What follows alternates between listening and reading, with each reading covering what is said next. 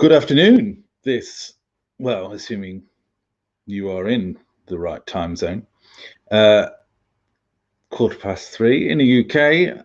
How are you doing?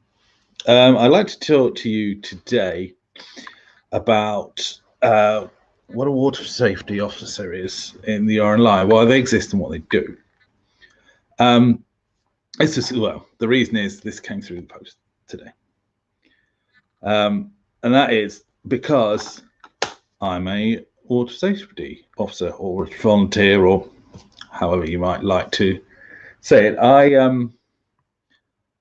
have, as many of you know, been in the RNLI for 15 years, 10 on a lifeboat, 5 in operations as a deputy launch authority, but then also all the fundraising and making cups of tea and distributing cake and or event and organisation and training and things like that.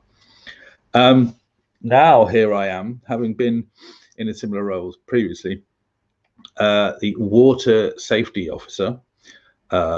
Actually, I'm assisting the established water safety officer because I've moved station and it's a lot more active here. So I'm going to be under his wing for a while.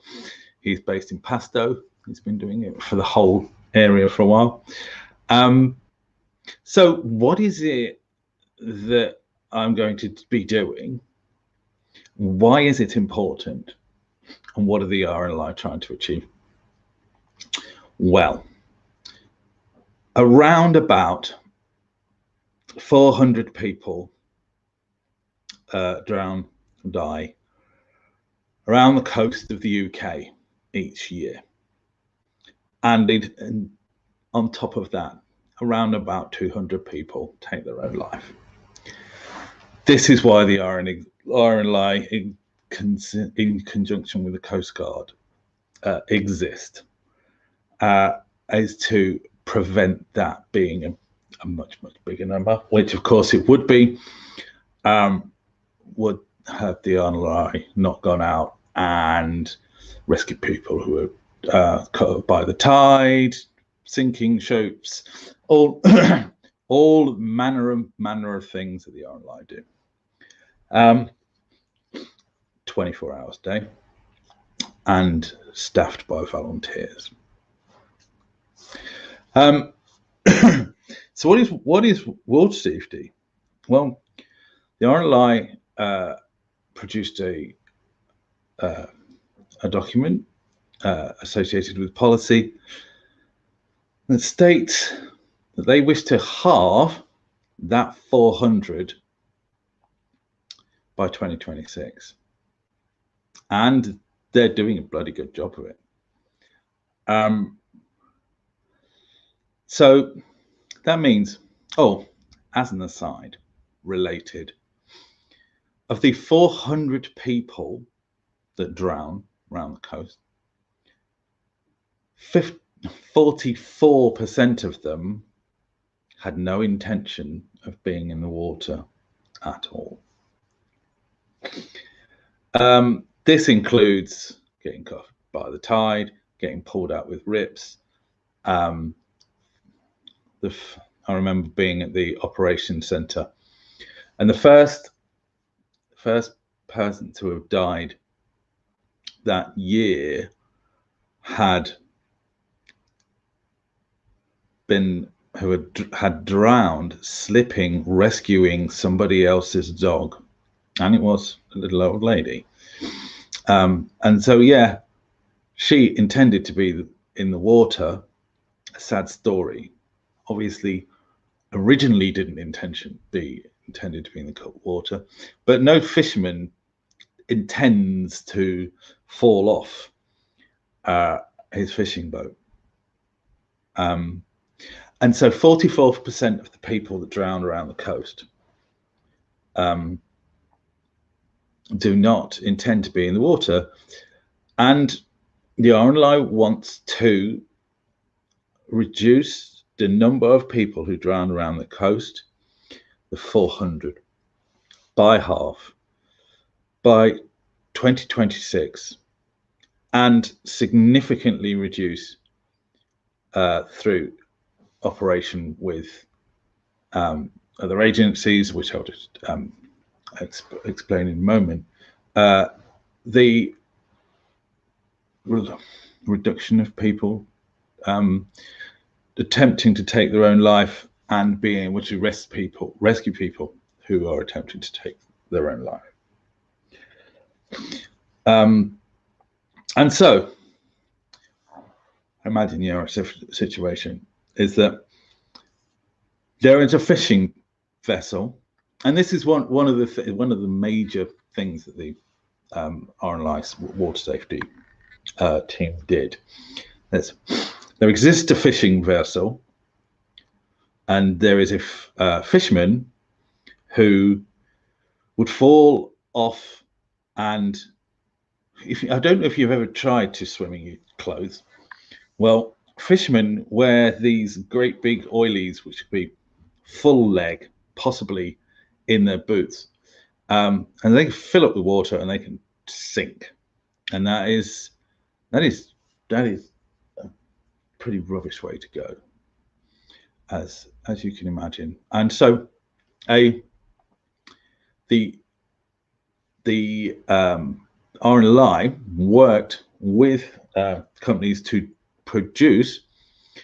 promote a life jacket that the fishermen would wear, and gave them away, but they didn't wear them. I thought, well, that's ridiculous, you'd think. Well, the problem was, if you're doing something on a small boat, you've got to work in a small space. You put a life jacket on, not a life preserver when it's all big already, like a foamy one. I mean a life jacket, where it's small and it would inflate. That is something that it gets in the way. It's got belts that can catch things. It's got all. It's, as far as they were concerned, it was a liability and it wasn't worth wearing, no matter the dangers. And yes, it is the case that they had not all been to the simulator in pool and tried to get on a fishing vessel and when they've got really, really cold hands, etc.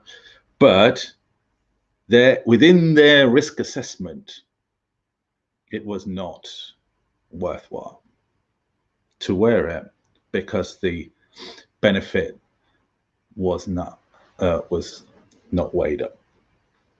So what is it that they did? Well, I shall tell you. The RNLI would not have this, so they designed another one, and they gave it to a team of people, and then was like, it's much higher, and they're like, no, we don't like this one either. And so they went on and they went on and they went on until they got one right, and then they distributed them, and lo and behold, it made the difference. The whole business of wearing a life jacket cannot be stated enough. Wearing a life jacket is hugely significant in the saving your life business. Like all rescue situations, as I've said this before, you can't get rescued until a certain number of conditions are met. The first is someone's got to know that you are missing. The second is they've got to know roughly where you are. And the third is you've actually got to be located, and someone's got to be where you are. Fishermen, yachtsmen may or may not advertise the time where they're going, where they're going, to somebody else. And so if you can't get back on your boat, then unless you have a radio on you, you're going to be there for a while until somebody misses you, or hails you on the radio and you don't reply. They're like, oh, hold on a minute, this isn't right at all. Which is somebody knows you're missing. So life jacket, massive increased chance of survival, like huge. So if you do not wear a life jacket on a boat, then you're a fool. You should. They're not a fashion statement. They are a safety piece of equipment. But you can stick some on them. You know, you can take a life jacket and make it your own. You can blaming draw on it, whatever you want to do. And so these life jackets went to the fishermen, and it made a massive impact on the drowning problem associated with fishermen, or at least it is the case with all life jackets. And so that is what the water safety team did. It's the other way round, if you like. Water safety is about people, it's about preventing people getting in trouble rather than rescuing them when they are already there. A case in point is the life jacket locker. Your average yachty in a marina does two things. One is shower, because I don't know if you've ever been on a yacht and tried to take a shower, but it's shocking. Yeah, they're small, the water's rubbish, and they rock around. In a marina, they're gorgeous. So they do that, and the other thing they do is they drink. Not when they eat, but you know, they drink. So it comes to pass that by the end of the evening, they've got to go back onto a boat, and to go back onto a boat, they have to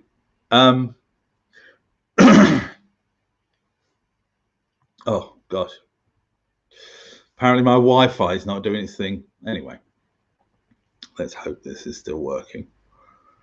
And so what happens is they don't want to take their life jacket because they're not a fashion statement. They want to wear their awesomeness. Yeah, I do the same. Yeah, I want to wear something sensible. I don't wear tech gear in the pub. I don't wear tech gear in restaurants when I've been sailing or hiking or something like that. I wear civvy clothes. So they don't take their life jacket at all. And you might think, well, it's a stationary boat. You just got to get on and get off.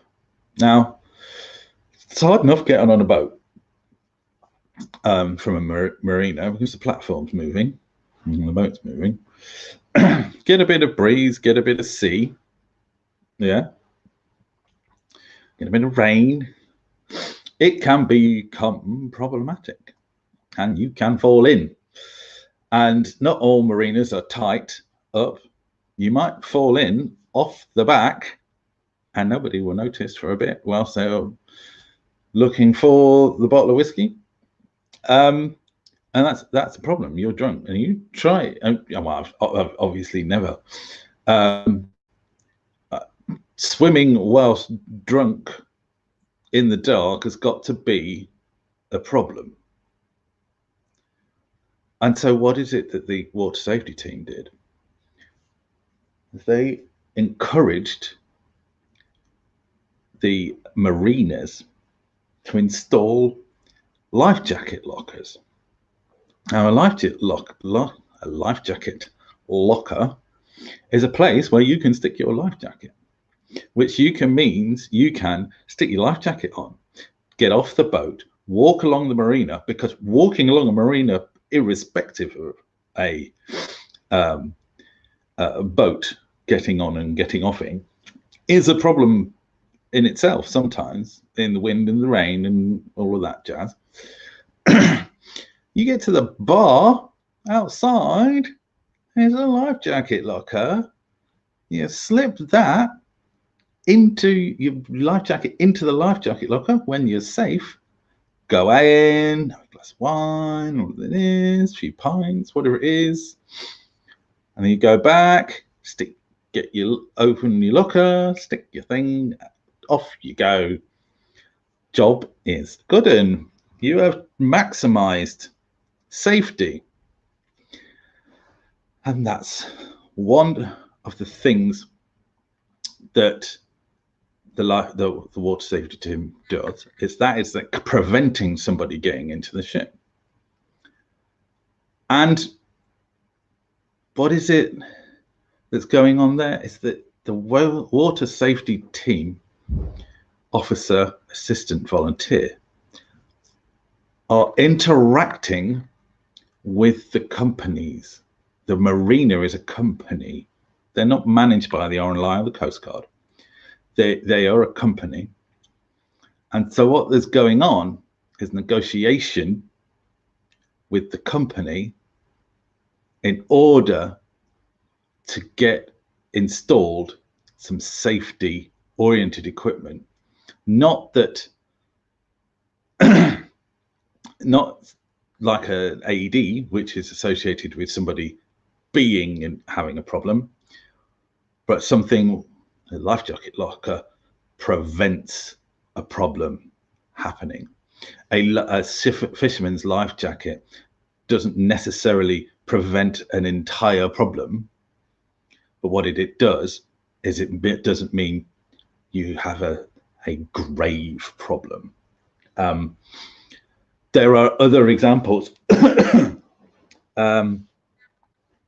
The Samaritans, for instance, just to go slightly, there's a bridge where I used to live, and it was one of those bridges that people would commit suicide off of by jumping off it. And quite honestly, if somebody wants to jump, they're going to jump, and they'll find somewhere to jump. So yes, there's a barrier. Yes, there's a mechanism by which to get caught, but if people still, they want to try, and if they don't, well, they can't do it there, they'll do it somewhere else. And so what the Samaritans did that was effective is they put a sign up that said, "Would you like to talk about it?" And there's the phone number. And that's what Samaritans do. For anybody that's not from the UK, the Samaritans are the people that you phone when you're despondent, when you feel like you want to kill yourself, when there's nothing else left. You phone them and you speak to them. And the Samaritans hope to make a difference to the suicide rate, and obviously they do. And so that is the sort of strategy. That is the Samaritans versus the ambulance, if you like. That is the ambulance is somebody who tries to fix somebody or transports to a hospital somebody that has attempted to commit suicide. The Samaritans are the people who are trying to prevent the problem happening in the first place. So the RNLI now consists of a rescue service, boats, etc., and prevention service, water safety. And these will come together to reduce drowning by half by 2026. That is to say that less people are likely to be in so much grave danger that they need rescuing, or that the mechanism by which rescue is executed is far more efficient, and that prevents the drowning by itself. It's these two arms of the RNLI that's working together to achieve that goal. Much like the marina, there are many other things, people, partners that the water safety is trying to contact. For instance, when I was a lifeboatman, I'd helmed a number of services to the same spot, which is where one group of people get cut off by the tide because they've come from a camping area and they've come down the coast path, down through the coast, and they can't get back. They can cut off by the tide. The partnering with that group to educate people to the fact that it's not safe is what a water safety officer does. Goes directly to that person and tries to partner with them and say, right, what we don't want to do is stick up loads of fences with the National Trust, for instance. We don't want to stick up loads of fences in order to prevent people going the wrong way, because that's just not going to work. They've gone camping and there's some sea. They'll just climb over the fence. That makes the problem arguably worse.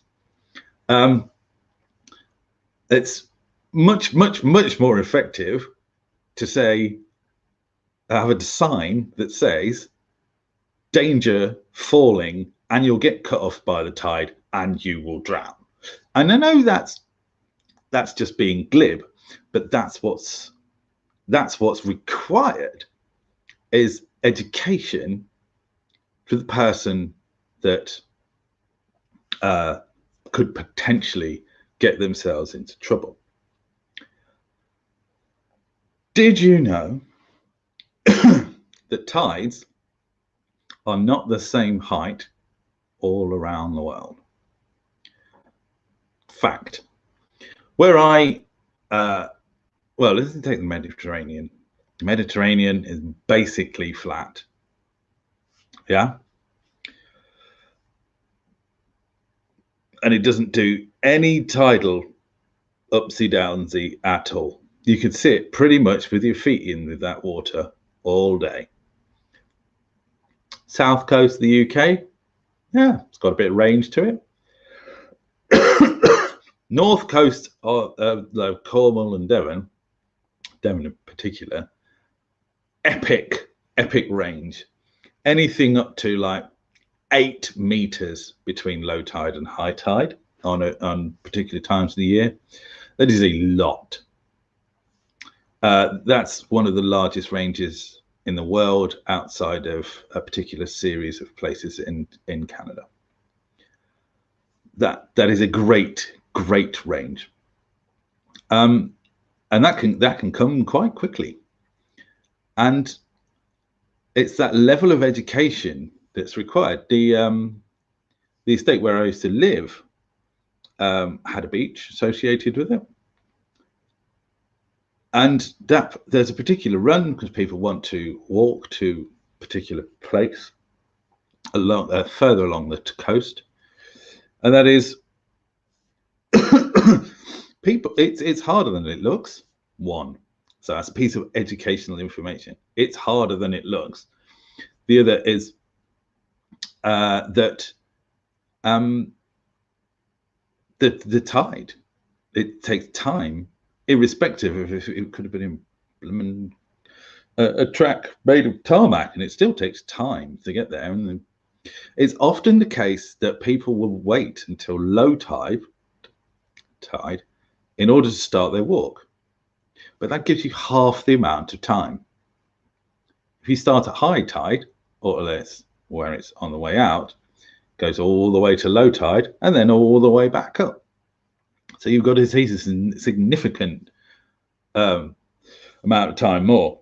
However, that is not a rule I'm going to tell you, because it is important that when you are going to attempt something that takes time associated with closed, that you must have that local knowledge. And it's partnering with these people that can impart that local knowledge. It's the goal of the water safety officer. So there are some examples of partnerships, of invention and creativity of the water safety team.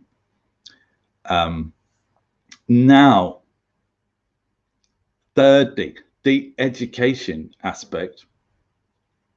The chap that I'm working with is big on the radio, supplying information through media.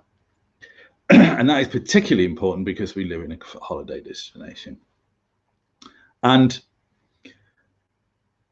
if you are traveling into this region and use regional radio, then you will hear weather associated with the sea, because the weather associated with the sea is different to the weather associated with the land. That's why the shipping forecast exists. Just like the mountain weather is different to the land proper. And so it is the case that information can be given freely through the radio to the people who are coming on holiday, because nobody just knows, and sometimes it's hard to find the information. There's a number of problems that have happened in very large estuaries, whereby the tide has just gone and filled up an estuary, if you like, very, very, very quickly. This is problematic, obviously, because of the time.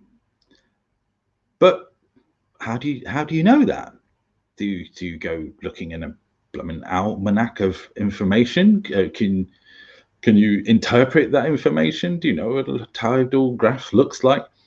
No, this information needs to be accessible in terms of how it's portrayed, and accessible in that it's in your face. It's somewhere.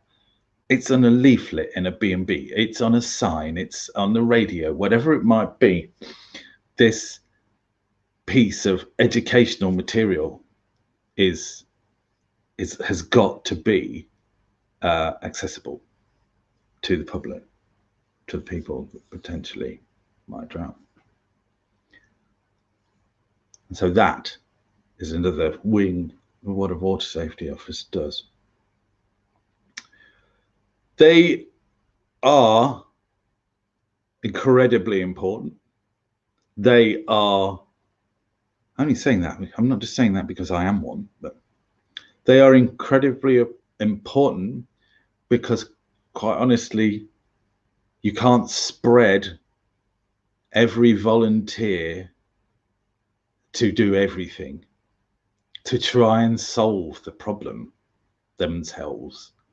You can't be a helmsman and a mechanic and a fundraiser and a this and a that and a water safety officer. There's a great deal to be said for doing what you're good at. And if you are good at helming a boat in the dark, saving lives, like directly, operationally, then do that, which is what I did for 15 years. if you now are in this position where you have different skills or different desires, then water safety is important, but does not require you to be on a boat. And like myself, I'm no longer able to go on a boat because I have epilepsy. I did develop epilepsy in later life. A number of the people that work operationally and water safety are beyond the wage at which you are allowed on a boat. So that it's what you do with the skills that you have and the desires that you have to achieve the same goal. Everybody in the RNLI is trying to achieve the same goal. There's just lots and lots of different angles, and I've come from the rescue to prevention. And what I want you to think is that what is it that was missing when you went to the coast last? What is it that you didn't understand you could potentially get into trouble? What other people potentially got into trouble? What surprised you? What is it that surprises you about the coast? What are the dangers associated with the coast that you weren't told about that you think would have been a good idea? What is it that what the RNLI could have done for people to help them stay safe and not get into a situation where they needed to be rescued? If you have any information, ideas, or the like, you can do one of two things. One is find your local RNLI water safety officer. And if you can't do that, find your local RNLI lifeboat station, because they will be associated. If you cannot do that, phone the RNLI at Poole. Yeah, to say, I would like to try and find my local water safety officer, and somebody will find it for you. And if you can't, or you don't want to speak to a live person, just put it in the comments. I'll do it for you. I will take every single comment that you have associated with water safety directly to the RNLI. Doesn't matter where it is. If you're an international, non-UK oriented watcher, this will exist somewhere in your world. Do the same. Find the people, because the people have their own ideas, but they want yours, and they will act on yours. It is important that we talk rather than think, oh, well, I didn't know, blah, blah, blah, blah. The water safety team doesn't know that you didn't think that. It is very important that you tell the water safety team that is the case, because then they can do something about it. And that's what we want to do. We want to take the best strategies that we can in order to reduce the drownings around the coast by half by 2026. And I'd like you to help us if you can. I'd like you to just consider what you've heard, what you've seen, any thoughts. There is nothing, there's no wrong thought, No, there's no bad ideas. There are just priorities. Do the work that you do that has the greatest impact based on the number of people that you've got to do it with.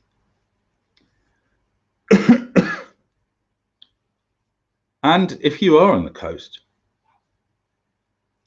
and you would like to concern yourself with water safety, or you want to get involved in the RNLI in any way, then phone your local lifeboat station or phone the RNLI at Poole, or put it in the comments and I'll sort it out for you. Because we're all volunteers and we use our time, and the more of us that there are, the better job that we can do, and more likely we are to meet the target of reducing the number of drownings around the UK by half by 2026. Thank you very much. Any questions, any comments? I'll read every single one of them.